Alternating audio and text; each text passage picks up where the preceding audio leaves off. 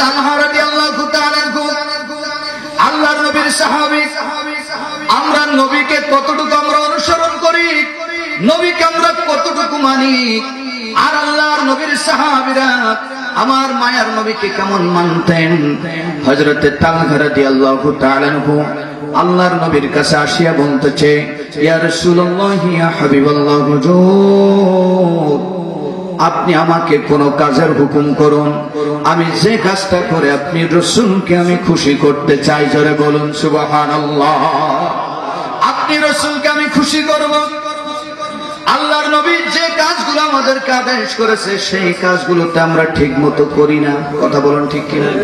আল্লাহর রাসূল যেগুলো আমাদের বলছে সেইগুলোতে আমরা ঠিক মতো করি না। আল্লাহর রাসূলের কথাগুলো আমাদের অবশ্যই মেনে চলতে হবে। আল্লাহ পাক কুরআনুল কারীমের মধ্যে বলেন, মা আতাকুমুর রাসূলু ফাখুযুহু ওয়া মা নাহাকুম আনহু ফান্তাহু।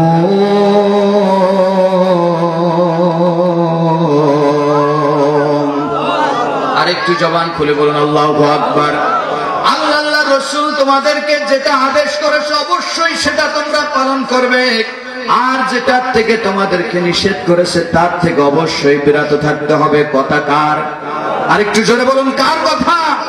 আল্লাহর কথা। এই জন্য আল্লাহর রাসূলের কথাগুলো যেগুলো আল্লাহর রাসূল আমাদেরকে নির্দেশ দিয়েছেন সেগুলো মানার দরকার আছে না নাই? আরেকটু জোরে বলুন, আছে না নাই? সেগুলো তো আমরা মানতে পারি না, অতিরিক্ত আল্লাহর রাসূলকে কি করে আমরা সন্তুষ্ট করব?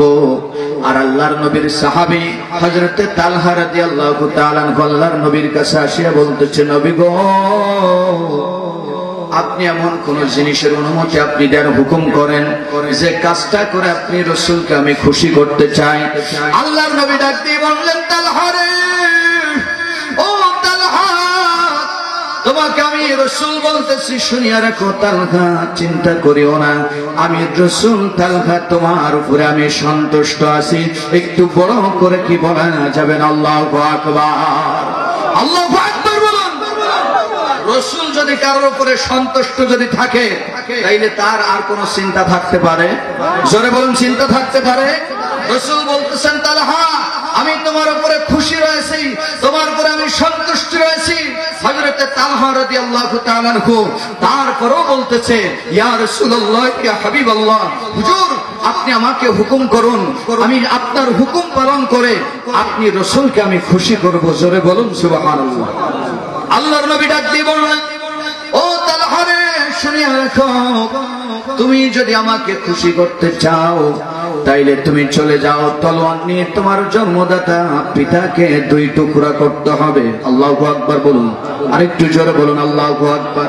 এরকম একটা কথা যদি আল্লাহর রাসূল আমাদের বলতেন অথবা আমাদের ইমাম সাহেব যদি বলতেন, এখানে কত প্রশ্ন আমরা করতাম। কথা বলুন ঠিক কিনা? কত প্রশ্ন আমরা করতাম। কেন? আমার বাবা কি অন্যায় করেছে, আমার বাবা কি ত্রুটি করেছে, আমার বাবা কি ভুল করেছে। কিন্তু আল্লাহর রাসূলের সাহাবীরা রাসূলকে কেমন ভাবে মানতেন, একটু গভীর মনোযোগ। আল্লাহর নবী তিনি ডাক দিয়ে বললেন, ও তালহা রে, তোমার জন্মদাতা পিতাকে তুমি তলোয়ার দিয়ে দুই টুকরা করে দাও। হযরত তালহা রাদিয়াল্লাহু তাআলা একটাবারও একথা জিজ্ঞাসা করেন নাই, নবী গো আমার জন্মদাতা পিতা কেন কি অন্যায় করেছে, কি ভুল করেছে, একটাবারও এই কথা জিজ্ঞাসা করেন নাই। হযরত মায়ার নবী রাহমাতুল লিল আলামিন নবী যেই মাত্রই বললেন, বলার সাথে সাথে হযরত তালহা রাদিয়াল্লাহু তাআলা তলোয়ার নিয়ে বাবাকে দুই টুকরা করার জন্য চলে যাচ্ছে। জোরে বলুন সুবহানাল্লাহ, আল্লাহু আকবার বলুন। সবাই আমার সাথে বলুন, জন্ম আমার নবীর যুগে হলে কেমন হতো,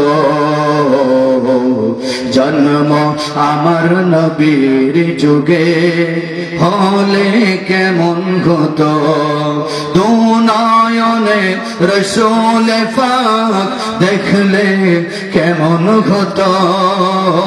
আল্লাহু আকবার বলুন, সবাই জবান খুলে বলুন, জন্ম আমার নবীর যুগে হলে কেমন হতো, জন্ম আমার নবীর যুগে।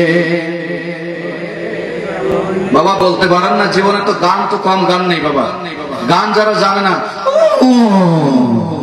মুখে মোটামুটি সুর লেগে আছে, গান জানে না তারপরে আউ লেগে আছে, কিন্তু আল্লাহর রসুলের নাতে মোস্তফা পড়তে কি অসুবিধা আছে বাবা? আরেকটু জোরে বলুন, অসুবিধা আছে? আল্লাহর রসুলের নাত গাইতে কি অসুবিধা আছে? রসুলের যুগে যদি আমাদের জন্ম হতো তাইলে আমাদের নসিব কি ভালো হতো না খারাপ হতো? তাইলে একটু জবান খুলে বলুন না বাবা। জন্ম আমার নবীর যুগে, সবাই বলুন, জন্ম আমার নবীর যুগে হলে কেমন হতো, দু নয়নে রসুল পাক দেখলে কেমন হতো, দু নয়নে রসুল পাক দেখলে কেমন হতো, জন্ম আমার নবীর যুগে হলে কেমন হতো। আসতো ভেসে হযরতে বেলালের মধুর জান, আল্লাহু আকবার বলুন। আসতো ভেসে হযরতে বেলালের মধুর জান, সেই আজানে এত যে প্রেম মুগ্ধ রহমান, দয়াল নবীর পিছে নামাজ পড়লে কেমন হতো, দয়াল নবীর পিছে নামাজ পড়লে কেমন হতো। ইয়া রাসূলুল্লাহ বলুন, আরেকটু জোরে বলুন, ইয়া রাসূলুল্লাহ। বন্ধুরা আমার, বাবাজিরা আমার, হযরতে তালহা রাদিয়াল্লাহু তাআলা তলোয়ার নিয়ে জন্মদাতা পিতাকে দুই টুকরা করার জন্য রওনা দিয়েছেন। আল্লাহু আকবার বলুন। জন্মদাতা পিতাকে দুই টুকরা করে ফেলবে, কারণ রাসূলের আদেশ।